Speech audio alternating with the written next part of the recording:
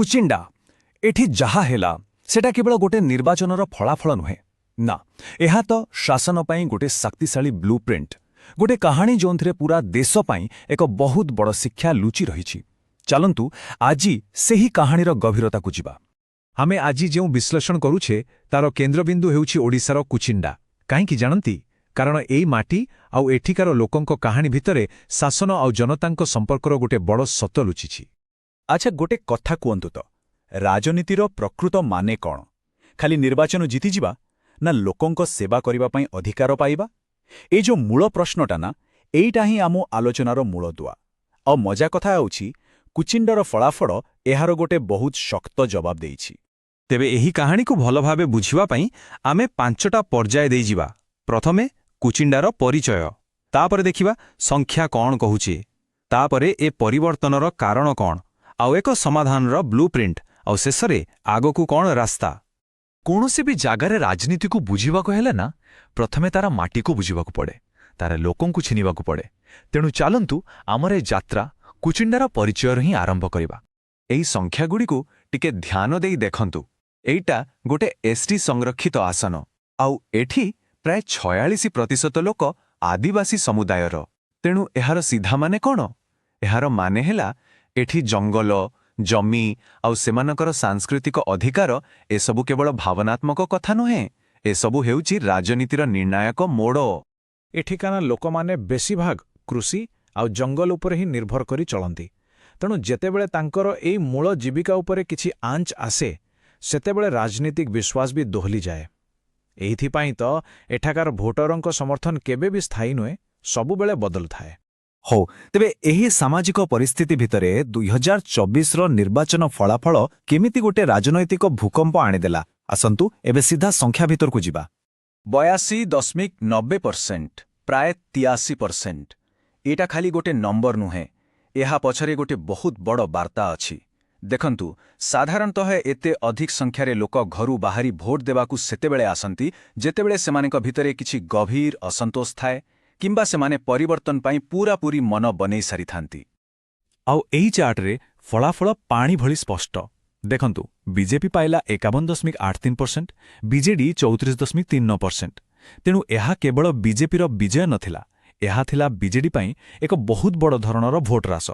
ଏଥିରେ ସଫା ଜଣାପଡ଼ିଛି ଯେ ଭୋଟରଙ୍କ ମନରେ ଗୋଟେ ବଡ଼ ପରିବର୍ତ୍ତନ ଆସିଥିଲା। ଆଉ ବିଜୟର ବ୍ୟବଧାନ 32,220। ଛୋଟମୋଟ କଥା ନୁହେଁ। ଏତେ ବଡ଼ ବ୍ୟବଧାନର ଅର୍ଥ ହେଉଛି ଏହା କେବଳ କାହାକୁ ପସନ୍ଦ କରିବା ନଥିଲା, ବରଂ ଏହା ଥିଲା ଏକ ଦୃଢ଼ ଜନାଦେଶ। ମାନେ ଭୋଟରମାନେ କେବଳ ଜଣକୁ ବାଛି ନାହାନ୍ତି, ବରଂ ଆଉ ଜଣକୁ ସ୍ପଷ୍ଟ ଭାବରେ ପ୍ରତ୍ୟାଖ୍ୟାନ କରିଛନ୍ତି। ଆଉ ଏହି ଟାଇମ୍ ଲାଇନ୍ଟା ଦେଖନ୍ତୁ, ଏଇଟା ବହୁତ କିଛି କହିଦେଉଛି। 1995ରୁ 2024, ଗତ 30 ବର୍ଷର ଇତିହାସ କହୁଛି ଯେ ଏଠିକାର ଲୋକେ ପ୍ରାୟତଃ ଶାସନରେ ଥିବା ଦଳକୁ ହରାଇଛନ୍ତି। ଏଥିରୁ ଗୋଟିଏ କଥା ସ୍ପଷ୍ଟ, କୁଚିଣ୍ଡାର ଭୋଟରଙ୍କର ବିଶ୍ୱାସକୁ ଜିତିବାକୁ ପଡ଼େ, ତାକୁ କେହି ନିଜର ବୋଲି ଭାବିପାରିବେ ନାହିଁ। ହଉ, ସଂଖ୍ୟା ତ ଆମେ ଦେଖିଲେ, କିନ୍ତୁ ଏ ସଂଖ୍ୟା ପଛର କାରଣ କ'ଣ? କୋଉ କଥା ଲୋକଙ୍କୁ ଏତେ ବଡ଼ ପରିବର୍ତ୍ତନ ପାଇଁ ପ୍ରସ୍ତୁତ କରାଇଲା?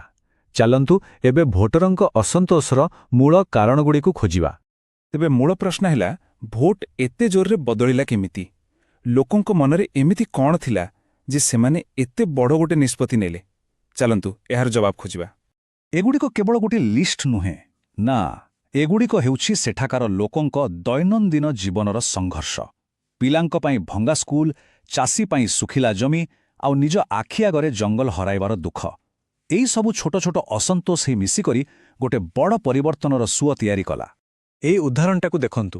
ତାଳବେରା କୋଇଲା ପ୍ରକଳ୍ପ ପାଇଁ ପ୍ରାୟ 40,000 ଗଛ କାଟି ଦିଆଗଲା। ଏହି ଗୋଟିଏ ଘଟଣା ସ୍ଥାନୀୟ ଲୋକଙ୍କ ଭିତରେ ଥିବା କ୍ରୋଧକୁ ବହୁତ ବଢ଼େଇ ଦେଇଥିଲା।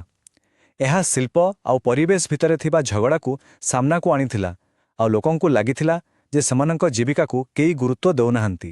ଦେଖନ୍ତୁ, ଏହି ସମସ୍ୟାଗୁଡ଼ିକକୁ କେବଳ ପ୍ରଶାସନିକ ଭୁଲ ବୋଲି ଦେଖିଲେ ହେବନି।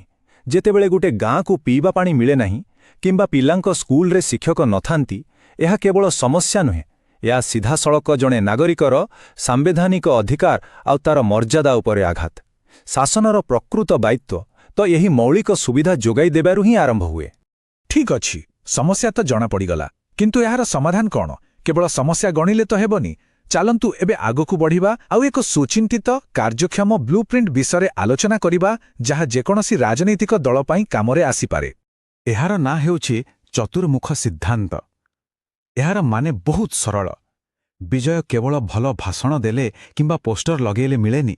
ଏଥିପାଇଁ 4ଟା ଦିଗରେ ଏକା ସାଙ୍ଗରେ କାମ କରିବାକୁ ପଡ଼େ।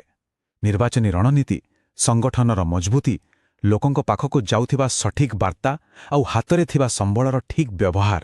ଆଉ ଏହି ବଡ଼ ରଣନୀତିକୁ ଗୋଟେ ସରଳ 90 ଦିନିଆ ଯୋଜନାରେ ପରିଣତ କରାଯାଇପାରେ। ଏହାକୁ ଆମେ D90 ଲ୍ୟାଡର କହୁଛୁ। ଆଉ ସବୁଠୁ ଗୁରୁତ୍ୱପୂର୍ଣ୍ଣ କଥା କ'ଣ ଜାଣନ୍ତି? ଏହାର ଆରମ୍ଭ ହୁଏ ଜନତା ଦରବାରରୁ, ମାନେ ସବୁ କାମର ଆରମ୍ଭ ହେଉଛି ଲୋକଙ୍କ କଥା ଶୁଣିବାରୁ। ଏବେ ଆସିବା ସବୁଠୁ ଗୁରୁତ୍ୱପୂର୍ଣ୍ଣ ପର୍ଯ୍ୟାୟକୁ। ଯୋଜନା ତ କାଗଜରେ ତିଆରି ହୋଇଗଲା, କିନ୍ତୁ ତାକୁ ତଳ ସ୍ତରରେ ମାନେ ଲୋକଙ୍କ ପାଖରେ ପହଞ୍ଚାଇବା କିଏ ଆଉ କେମିତି? ଡାଟାରୁ ଡେଲିଭରି ପର୍ଯ୍ୟନ୍ତ ଯାତ୍ରା କେମିତି ହେବ? ଦେଖନ୍ତୁ, ଯେକୌଣସି ଯୁଦ୍ଧ ଜିତିବା ଆଗରୁ ନିଜର ଶକ୍ତି ଆଉ ଦୁର୍ବଳତାକୁ ଜାଣିବା ବହୁତ ଜରୁରୀ। ଏଠାରେ ଦେଖନ୍ତୁ, ଗୋଟେ ପଟେ ଦୁର୍ବଳ ସ୍ଥାନୀୟ ସଂଗଠନ ଅଛି, ଅନ୍ୟପଟେ ଅଛି ଶକ୍ତିଶାଳୀ ରାଜ୍ୟ ନେତୃତ୍ୱ। ତେବେ ବୁଦ୍ଧିମାନୀ ହେଉଛି ନିଜର ଶକ୍ତିକୁ ବ୍ୟବହାର କରି ଦୁର୍ବଳତାକୁ ଦୂର କରିବା। ଆଜିକା ଯୁଗରେ ଡିଜିଟାଲ ଦୁନିଆକୁ ଛାଡ଼ି ଆଗକୁ ବଢ଼ିବା ଅସମ୍ଭବ। ବିଶେଷକରି ଯୁବପିଢ଼ିଙ୍କ ପାଖରେ ପହଞ୍ଚିବା ପାଇଁ ହ୍ୱାଟ୍ସଆପ୍, ଇନଷ୍ଟାଗ୍ରାମ ଭଳି ମାଧ୍ୟମର ବ୍ୟବହାର ନିହାତି ଦରକାର। ସଠିକ୍ ତଥ୍ୟ ପହଞ୍ଚାଇବା ପାଇଁ ହ୍ୱାଟ୍ସଆପ୍ ଗ୍ରୁପ, ଲୋକଙ୍କ ଭାବନା ସହ ଯୋଡ଼ି ହେବା ପାଇଁ ଇନଷ୍ଟାଗ୍ରାମ ରିଲ୍, ଏସବୁ ଆଜିର ରାଜନୀତିର ଅଭିନ୍ନ ଅଙ୍ଗ। କିନ୍ତୁ ଗୋଟିଏ କଥା ସବୁବେଳେ ମନେ ରଖିବାକୁ ହେବ, ଡିଜିଟାଲ ଉପକରଣ ଯେତିକି ଶକ୍ତିଶାଳୀ ତା ସହିତ ଆସୁଥିବା ଦାୟିତ୍ୱ ବି ସେତିକି ବଡ଼। ଭାରତର ଡାଟା ସୁରକ୍ଷା ନିୟମ ଅନୁସାରେ କୌଣସି ବି ନାଗରିକର ତଥ୍ୟ ବ୍ୟବହାର କରିବା ବେଳେ ତାର ଗୋପନୀୟତା ଆଉ ସହମତିର ସମ୍ମାନ କରିବା ସର୍ବୋପରି। ଏହା କେବଳ ଆଇନ ନୁହେଁ, ଏହା ଏକ ନୈତିକ ଦାୟିତ୍ୱ। ତେବେ ଶେଷରେ ଆମେ ପୁଣି ସେଇ ମୂଳ ପ୍ରଶ୍ନ ପାଖକୁ ଫେରିଆସିବା। ନିର୍ବାଚନ ଜିତିବା, ଏହା କ'ଣ ଗୋଟେ ଯୁଦ୍ଧର ସମାପ୍ତି ନା ଲୋକଙ୍କ ସେବା କରିବାର ଏକ ପବିତ୍ର ଦାୟିତ୍ୱର ଆରମ୍ଭ? କୁଚିଣ୍ଡାର ଜନତା ନିଜ ଭୋଟ ମାଧ୍ୟମରେ ଏହାର ଉତ୍ତର ସ୍ପଷ୍ଟ ଭାବେ ଦେଇସାରିଛନ୍ତି। ଯଦି ଆପଣ ବି ଜଣେ ଜନକେନ୍ଦ୍ରିକ ନେତା ହୋଇ ନିଜ ଅଞ୍ଚଳର ବିକାଶ କରିବାକୁ ଚାହୁଁଛନ୍ତି, ତେବେ blueprintstrategies.ai ସହ ଯୋଗାଯୋଗ କରନ୍ତୁ। ଆମ ଇମେଲ୍ ହେଉଛି mgr@blueprintstrategies.ai ଆଉ ଫୋନ୍ ନମ୍ବର ହେଉଛି 08042041602। ମନେ ରଖନ୍ତୁ, ଉଦ୍ଦେଶ୍ୟ ରାଜନୀତିର ଊର୍ଦ୍ଧ୍ୱରେ।